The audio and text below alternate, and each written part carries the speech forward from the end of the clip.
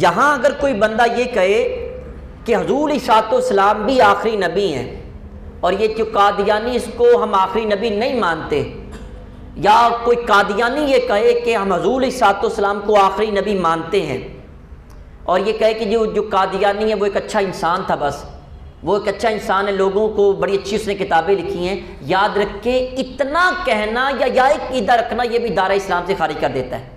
اتنا کہنے والا بھی کافر ہے، کیونکہ اس بندے نے نبوت کا دعویٰ کیا ہے، یا جو بندہ نبوت کا دعویٰ کرتا ہے اس کو بندہ ہی کہنا، اس کو انسان ہی ماننا، سمجھنے کہ یہ دائرہ اسلام سے خارج کرتا ہے۔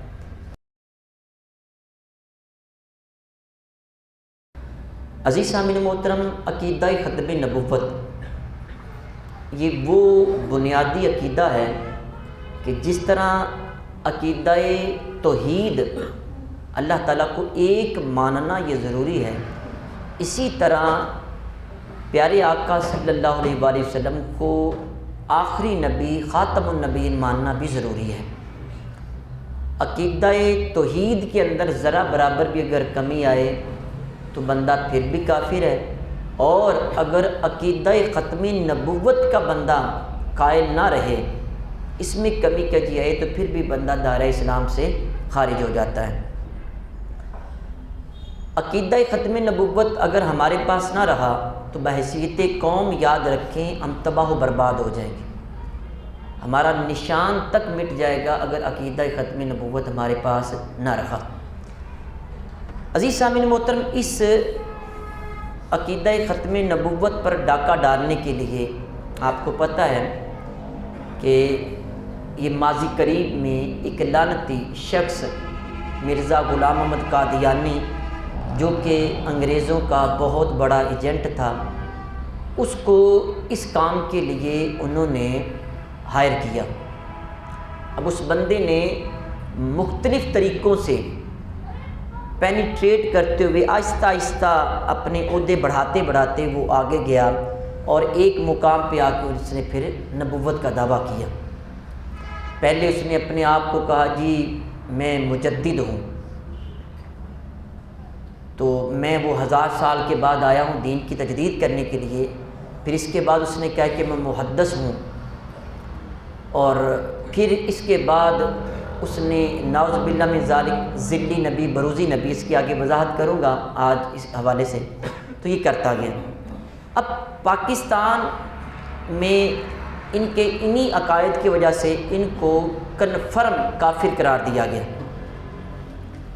یعنی یہ اپنے آپ کو مسلمان نہیں کہہ سکتے، ان کے لیے کسی قسم کی اپنی تشہیر کرنا بھی یہ جائز نہیں، یعنی اپنا کسی قسم کا مواد مسلمانوں کے اندر تقسیم کرنا، مسلمانوں کو اپنے مذہب کی طرف بلانا، تبلیغ کرنا، اس کی بالکل اجازت نہیں ہے۔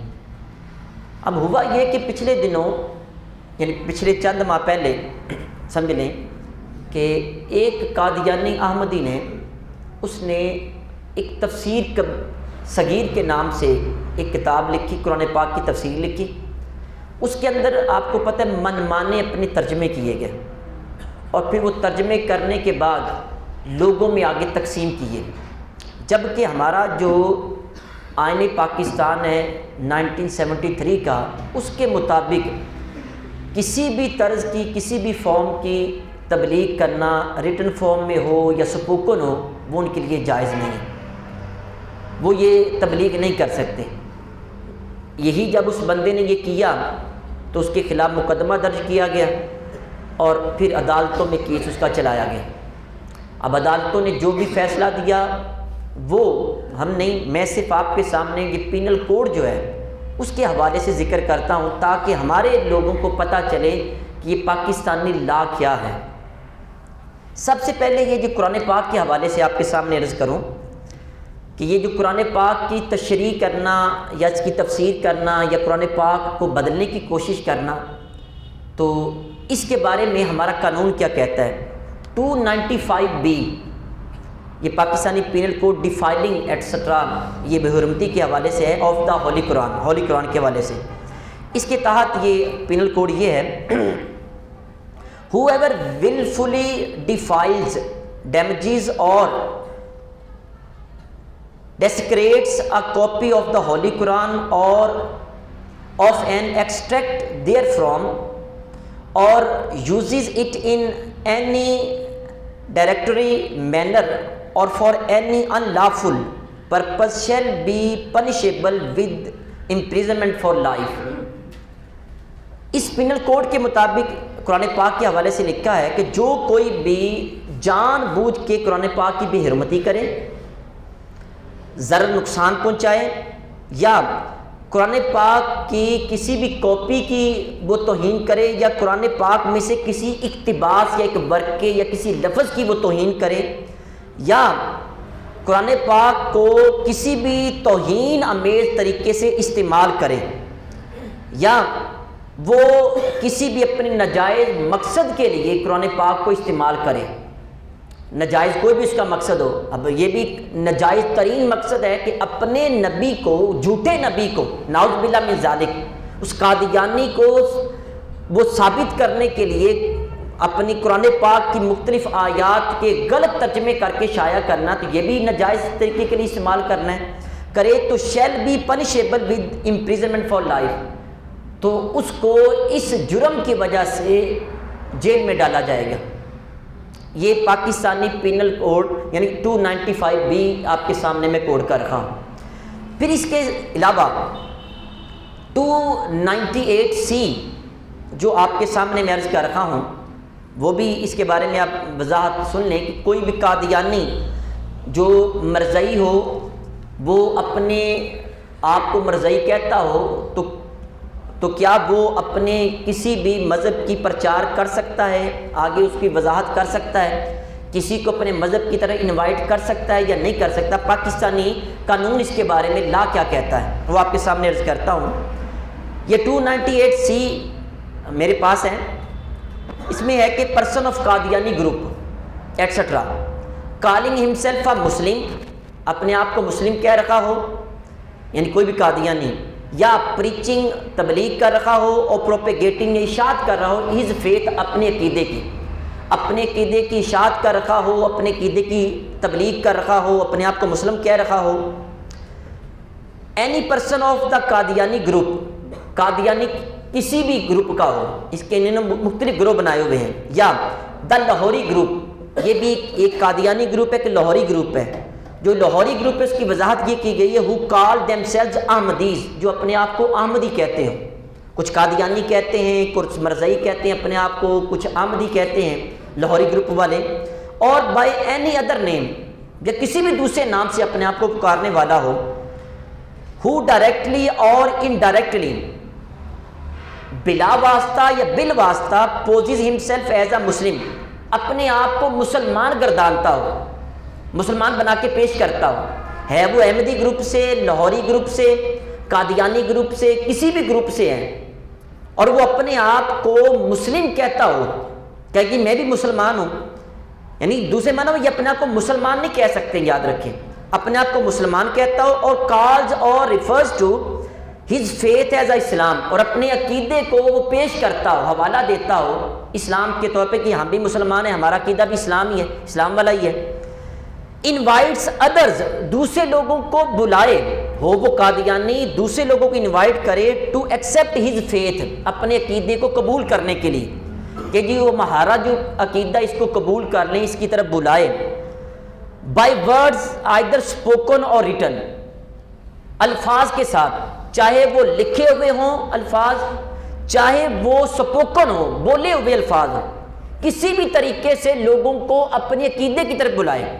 یعنی یہ پریچ نہیں کر سکتے، یہ تبلیغ نہیں کر سکتے، کسی بھی طریقے سے یہ بلائے. اور بائی ویزیبل ریپریزنٹیشن اور in any manner whatsoever outrages the religious feelings of Muslim, یعنی کسی بھی تشریح کے ساتھ یہ بلائیں اور مسلمانوں کے جذبات کو مجروح کریں.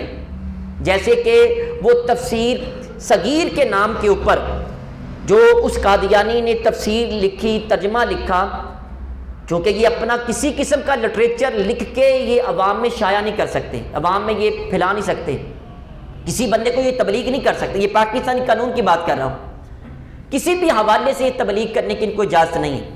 اب اس نے یہ لکھی تو یہاں یہ لکھا ہے کہ بائی ورڈز آئدر اسپوکن اور ریٹن، وہ چاہے بولے ہوئے الفاظ ہوں چاہے وہ لکھے ہوئے لفظ ہوں. آپ قرآن پاک کی تفسیر اس نے لکھ کے یہ آگے شیئر کی تھی، شائع کی تھی، لوگوں میں تقسیم کی تھی. تو پاکستانی لا یہ کہتا ہے shall be punished with imprisonment of either description for a term which may extend to 3 years and shall also be liable to fine. اس کو 3 سال تک قید اور اس کو جرمانہ کیا جائے گا. یہ پاکستانی قانون میں نے آپ کے سامنے عرض کیا جو کہ یہ قادیانیت کے اوپر شکنجے کو مضبوط کرتے ہوئے کسی قسم کی ان کو نہ تبلیغ کرنے کی اجازت ہے، نہ لٹریچر شائع کرنے کی اجازت ہے، نہ یہ اپنی کسی بھی طرح کی تشریح کر سکتے ہیں. اب یہاں پہ بات ختم نہیں ہوتی، مزید آپ کے سامنے یہ میں عرض کروں کہ پاکستانی لا کے اندر ان کی جتنی بھی کالی کرتوتیں ہیں ان کو کیسے واضح کیا گیا ہے. اب مسلمان کی جو تعریف ہے آئین پاکستان کے مطابق وہ کیا کی گئی ہے وہ آپ کے سامنے عرض کروں. آئین پاکستان کے چیپٹر نمبر 5 دفعہ 260 کی ذیلی دفعہ 3A کے اندر کہ مسلمان کی جو تعریف کی گئی ہے وہ آپ کے سامنے عرض کروں.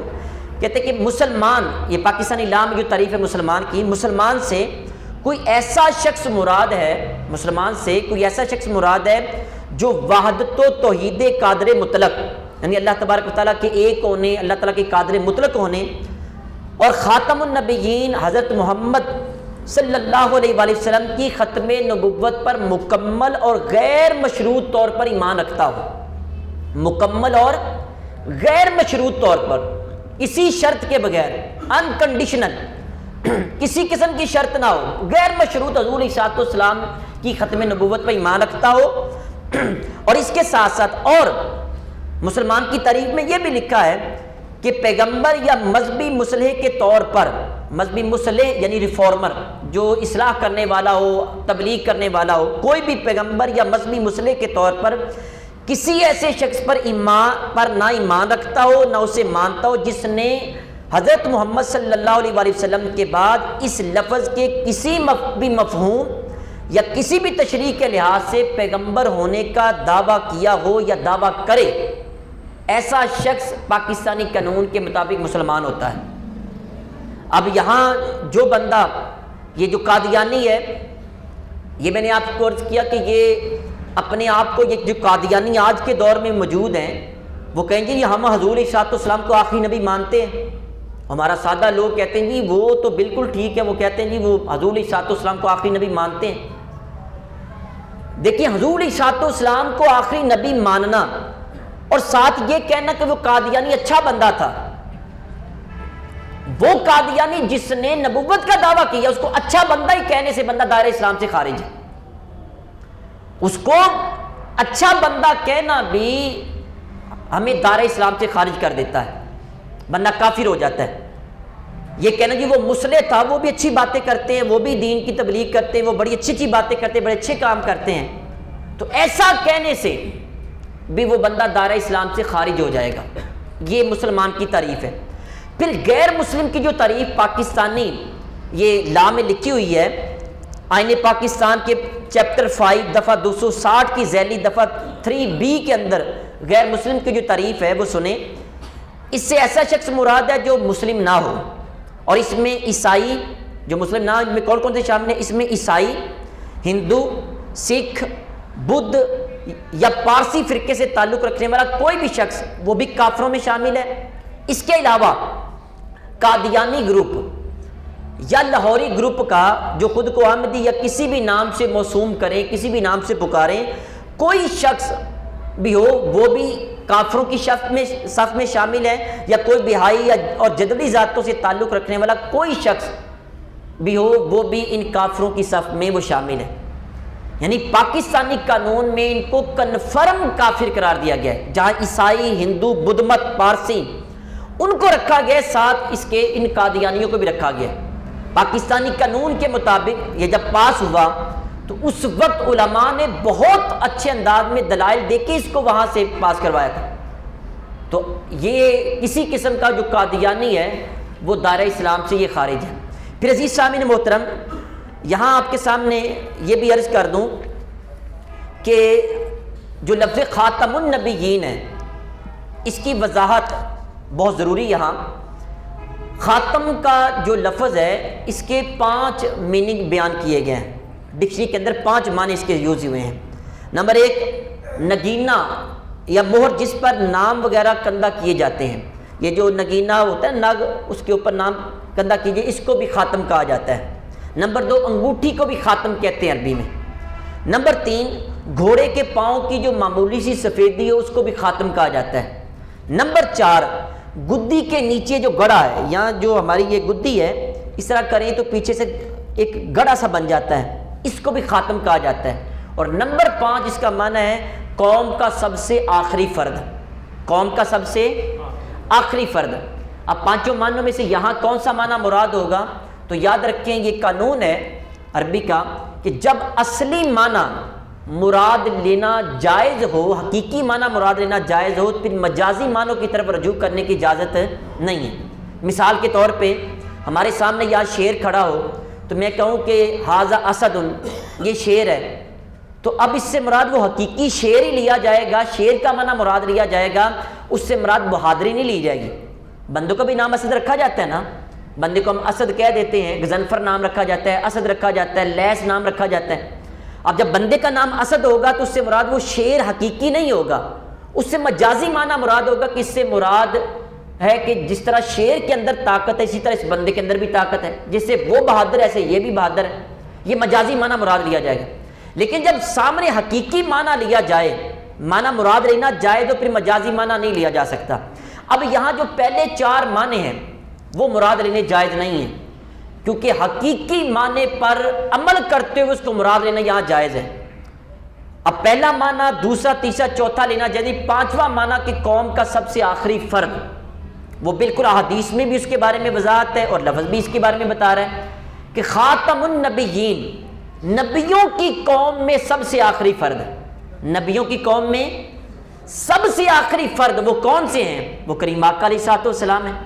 میرے کریم آقا صلی اللہ علیہ وآلہ وسلم کی حدیث شریف سنیں. اس کے اکارڈنگلی کریم آقا صلی اللہ علیہ وآلہ وسلم کا ارشاد ہے, آپ نے فرمایا کہ میری مثال اس طرح ہے جس طرح کہ ایک محل ہوتا ہے, ایک بہت بڑا خوبصورت محل ہو.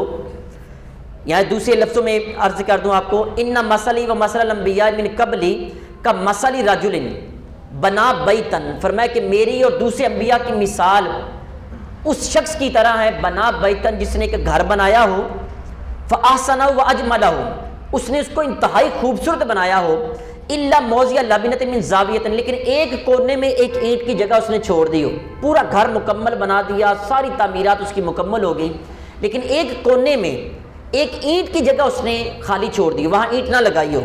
فجعل الناس یطوفون به ویعجبون له ویقولون هل وضعت هذه لبنہ, لوگ اب اس محل کا, اس گھر کا طواف کرنے لگے, چکر لگانے لگے, دیکھتے ہیں اتنا خوبصورت یہ گھر بنا ہوا ہے, محل بنا ہوا ہے.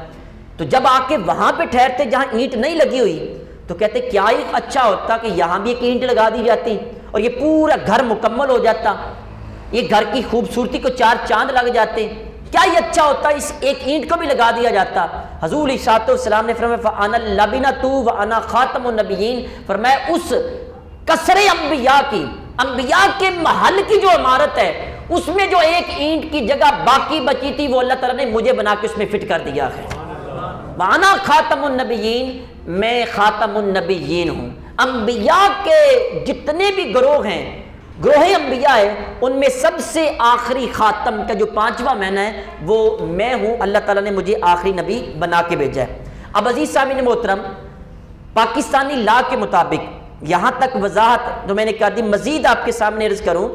مجموعہ تعزیرات پاکستان کی دفعہ 298B کی ذیلی دفعہ 1 کے تحت مقدس شخصیات کے جو مخصوص القابات ہیں وہ بھی کوئی قادیانی یا اس کے گروہ کا بندہ استعمال نہیں کر سکتا ہے.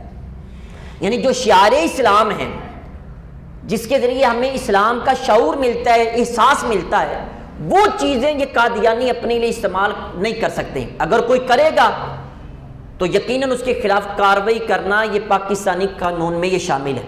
اب کون کون سی چیزیں ہیں؟ نمبر 1, کوئی بھی قادیانی اپنے لیے یا اپنے بڑے کے لیے امیر المومنین, خلیفۃ المسلمین یا صحابی یا رضی اللہ تعالی عنہ کا لفظ استعمال نہیں کر سکتا. اگر کوئی کرے تو ہم اس کے خلاف قانونی کارروائی کر سکتے ہیں۔ پھر اسی طرح یہ پاکستانی قانون کے مطابق، لا کے مطابق، اہل بیت کرام وہ صرف اور صرف حضرت مولا علی شیر خدا، امہات المومنین حضرت سیدہ کائنات فاطمہ الزہرا، حسنین کریمین اور تمام بنی ہاشم رضوان اللہ علیہ مجمعین، یہ ان میں شامل ہے اہل بیت میں۔ یہ اہل بیت میں اگر کسی کو قادیانی کو شامل کرے یا اپنے لیے یہ اہل بیت کا لفظ استعمال کرے تو پھر بھی یہ غیر قانونی اور قابل گرفت یہ جرم ہے، جس کی وجہ سے اس کو پکڑا جائے گا۔ اسی طرح مجموعہ تعزیرات پاکستان کی دفعہ 298 کی ذیلی دفعہ جیم کے اندر یہ چیزیں بھی شامل ہیں کہ کریم آقا صلی اللہ علیہ وآلہ وسلم کی جو بیویاں امہات المومنین ہیں وہ 11 ہیں، اور جمع کو امہات کہتے ہیں اور ایک ام المومنین۔ بھی کسی بھی قادیانی عورت کے لیے کوئی قادیانی اگر ام المومنین کا لفظ استعمال کرے تو وہ بھی قابل گرفت ہے اور یہ بھی قانوناً جرم ہے۔ اسی طرح جتنے بھی قادیانی ہیں وہ اپنے لیے مسجد نہیں بنا سکتے۔ کوئی بھی قادیانی اپنی جو عبادت گاہ جو جہنم گاہ ان کی، اس کو یہ عبادت گاہ کے طور پر یہ مسجد قرار نہیں دے سکتے۔ یہ نہیں کہہ سکتے یہ ہماری مسجد ہے، یا باہر بورڈ لگانے کی اجازت نہیں ہے کہ وہ لکھائیں کہ یہ مسجد قادیانیوں کی ہے۔ مسجد کا لفظ استعمال کرنا ان کے لیے جائز نہیں ہے۔ یہ پاکستانی قانون کی بات کر رہا ہوں۔ اسی طرح کوئی بھی قادیانی اپنی عبادت گاہ یا اس جہنم گاہ میں بلانے کے لیے جیسے ہم اذان دیتے ہیں ایسے اذان دینے کی بھی اجازت نہیں ہے۔ یہ بھی پاکستانی قانون میں یہ شامل ہے کہ وہ اپنی کسی بھی قسم کی عبادت گاہ کے لیے نہ تو اس کو مسجد قرار دے سکتے ہیں، نہ ہی اس کے اندر وہ اذان مسلمانوں کی طرح یہ دے سکتے ہیں۔ یہ اپنے آپ کو مسلمان نہیں کہہ سکتے۔ اور میں آپ سے عرض کروں کہ یہ اپنے آپ کو کہتے مسلمان ہیں۔ میری فرسٹ اپوائنٹمنٹ ہوئی تھی یہ کچی کوٹی کلارک آباد ایز اے اسکول ٹیچر۔ ہمارے پاس وہاں ایک مینورٹی کی سیٹ تھی، ایک سیٹ تھی اقلیت کی۔ چونکہ وہ کرسچن گاؤں تھا سارا، تو ہمارے ذہن کے مطابق یہ تھا یہاں کوئی نہ کوئی کرسچن آئے گا ٹیچر بن کے یہاں پہ آئے گا، مینورٹی کی سیٹ ہے تو اقلیت کی ہے تو وہ آئے گا۔ لیکن وہاں اسکول کے اندر ایک قادیانی آ گیا۔ اب آپ دیکھیں کتنا یہ ظلم کرتے ہیں کہ یہ آیا مینورٹی کی سیٹ کے اوپر ہے، قادیانی اقلیت کی سیٹ کے اوپر آیا ہے، اور آ کے وہاں اسکول میں تمام اساتذہ کو اور بچوں کو یہ کہتا ہے جی میں بھی مسلمان ہوں، جب اس کی جو ڈیزگنیشن ہے جو عہدہ ہے وہ مینورٹی کی سیٹ کے اوپر ہے، کنفرم لکھا ہو یہ مینورٹی کی سیٹ کے اوپر، یہ کافر اس اسکول میں آیا ہے، لیکن وہ اپنے آپ کو وہ کہتے ہیں ہم مسلمان ہیں، جبکہ ان کو مسلمان کہنے کی بالکل بھی اجازت نہیں ہے۔ پھر میں آپ سے عرض کروں کہ ہمارے سادہ لوگ مسلمانوں کو یہ گمراہ کرتے ہیں، آپ بچنے کی کوشش کریں۔ یہ ویزے کا جھانسا دیتے ہیں، ہم آپ کو باہر بھیج دیں گے، آپ ایک فارم پہ سائن کر دیں، آپ کے گھر میں دولت آنا شروع ہو جائے گی، اور خدا را کبھی بھی دنیا کی دولت کے لیے اپنے ایمان کو تباہ نہ کرنا۔ میرے کریم آقا علیہ الصلوۃ والسلام کی حدیث شریف آپ نے فرمایا 70 سال تک کوئی بندہ نیک عمل کرتا رہتا ہے، 70 سالوں کے بعد اس کے منہ سے کوئی ایسا کلمہ نکلتا ہے اللہ اس سے ناراض ہو جاتا ہے، اس کا نام جہنم کے دروازے پہ لکھ دیا جاتا ہے۔ ہمارے ہاں جب بھی یہ بڑا معاملہ حساس ہے، یہ قادیانیت والا، یہ ختم نبوت والا معاملہ بڑا حساس ہے۔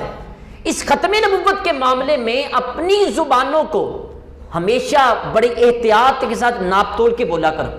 کبھی بھی کسی جماعت کے حوالے سے اس کو پروٹیکٹ کرنے کے لیے اور اس کا تحفظ کرنے کے لیے، اس جماعت کی حفاظت کرنے کے لیے آپ کبھی بھی ختم نبوت کے قانون کے خلاف نہ جانے کی کوشش کرنا۔ آپ کی سیاسی وابستگیاں جس کے مرضی ساتھ ہو، یہ سیاست سے بالا تر ہے، یہ ہماری برادریوں سے بالا تر ہے، یہ ہماری دولت سے بالا تر ہے، اس کا تعلق ہمارے عقیدے کے ساتھ ہے۔ عقیدہ ختم نبوت کے بارے میں کوئی دو رائے نہیں۔ پورے پاکستان میں کسی بھی اسکول آف تھاٹ سے تعلق رکھنے والا کوئی بھی بندہ ہے، کسی بھی فرقے سے تعلق رکھے، لیکن یاد رکھیں اس پیج کے اوپر ہم سب ایک ہیں، عقیدہ ختم نبوت کے بارے میں ایک ہے۔ تکبیر، نعرہ رسالت، لبیک لبیک یا رسول اللہ، لبیک لبیک لبیک یا رسول اللہ، لبیک لبیک لبیک یا رسول اللہ، لبیک لبیک لبیک یا۔ آخری بات آپ کے سامنے عرض کروں یہاں اگر کوئی بندہ یہ کہے کہ حضور علیہ السلام بھی آخری نبی ہیں اور یہ جو قادیانی اس کو ہم آخری نبی نہیں مانتے، یا کوئی قادیانی یہ کہے کہ ہم حضور علیہ السلام کو آخری نبی مانتے ہیں، اور یہ کہے کہ جو قادیانی ہے وہ ایک اچھا انسان تھا، بس وہ ایک اچھا انسان ہے، لوگوں کو بڑی اچھی اس نے کتابیں لکھی ہیں، یاد رکھے اتنا کہنا یا ایک عقیدہ رکھنا یہ بھی دائرہ اسلام سے خارج کر دیتا ہے۔ اتنا کہنے والا بھی کافر ہے، کیونکہ اس بندے نے نبوت کا دعویٰ کیا ہے، یا جو بندہ نبوت کا دعویٰ کرتا ہے اس کو بندہ ہی کہنا، اس کو انسان ہی ماننا، سمجھنے کہ یہ دائرہ اسلام سے خارج کرتا ہے۔ ہمارے سادہ لوگوں کو جھانسا دیا جاتا ہے، بلکہ ان کے بڑے ٹرکس ہیں۔ بندے کو انہوں نے قادیانیت کی طرف بلانا نہ، بڑے طریقے استعمال کرتے ہیں۔ مثلا ایک بندے کو دیکھا سادہ لوگوں کو، اس کو کہا جی آ جائیں، آپ وہاں پہ ریڑھی لگائیں، کوئی مسئلہ نہیں ہے، آپ کا کاروبار چلے گا۔ اس کو 10-20 ہزار روپیہ دیا، اس نے ریڑھی لگائی، ساری کمیونٹی کے قادیانیوں کو کہہ دیتے ہیں کہ بھائی اس سے آپ نے خریداری کرنی۔ دوسرے ریڑھی والے کھڑے ہیں، وہ اس کا سودا اثر کے وقت سارا بک جاتا ہے۔ اب جب وہ پیسے کا لالچ مختلف طریقوں سے دیتے ہیں، دینے کے بعد وہ بندہ بس کہتا ہے کہ یہ بڑے اچھے لوگ ہیں۔ یاد رکھے جب بندہ کسی کا دفاع شروع کر دے نا تو پھر اس کو واپس لوٹانا بڑا مشکل ہو جاتا ہے۔ حتیٰ کہ آپ دیکھ رہے ہیں کہ سیاست میں کسی پارٹی کا دفاع کر لیں آپ، پھر اس پارٹی کا سمجھیں کہ ہم اس کے خلاف گئے تو نمک حرام ہو جائیں گے، اس کی ہر چیز کو ہم نے صحیح قرار دینا ہے، اس کی ہر جو عیب ہے اس کو ہم نے چھپا کے صحیح انداز میں ذکر کرنا ہے، دفاع نہ کیا ہے۔ قادیانیت کا کبھی بھی دفاع نہ کریں، خود بھی بچیں، اپنے بچوں کو بچائیں، اپنے خاندان کو بچائیں۔ یاد رکھیں ختم نبوت اتنا ہی اہم ہے جتنا عقیدہ توحید یہ اہم ہے۔ اللہ تعالیٰ کی بارگاہ میں دعا ہے جو کچھ پڑھا سنا اس پر عمل کر کے آگے پہنچانے کی توفیق عطا فرمائے۔